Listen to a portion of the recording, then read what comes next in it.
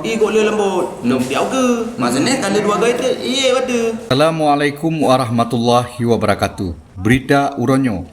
Sidro meseneh bot KM Bintang Metuah asai pelabuhan Idi Aceh Timur meninggal dunia dengan sebab eret lam kamar mesin di laut dengan gejak mita rasiki di Selat Malaka. Kira-kira 88 mil dari pelabuhan perikanan Nusantara Idi. Menurut info yang kamu temeng, musibahnya terjadi di Uro Senin tanggal 4 bulan 4 tahun 2022. Uronyan laju jenazah almarhum Abdul Muiz umur gopnyan 27 tahun.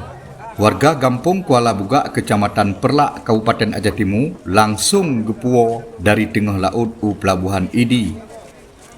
Alhamdulillah nibak uro Rabu tanggal 6 bulan 4 tahun 2022 bak jam poh 2 malam jenazah almarhum truk gepuo UPPN Idi.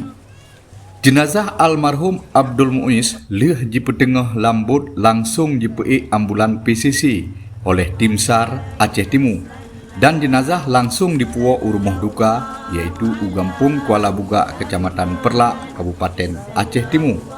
Menurut kepegah Lite Kombut KM Bintang Metuah segolom kejadian, ia kaji tamong lambut dan langkama musim kabih maasap mandum.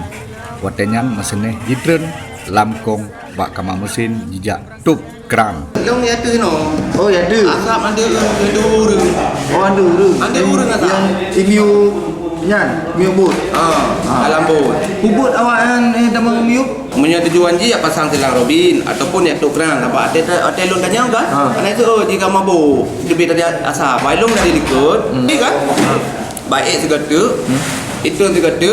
Baik no. Halam punya umat. Miu. Miu deh. Ya tidak hanam rumbok.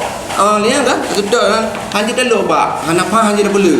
Asap bola penuh. Handi urang. Kejadian eret lam kama musim nak sebab sagai. Umu getanyo mandung kali gedetapkan dan kaetnan janji.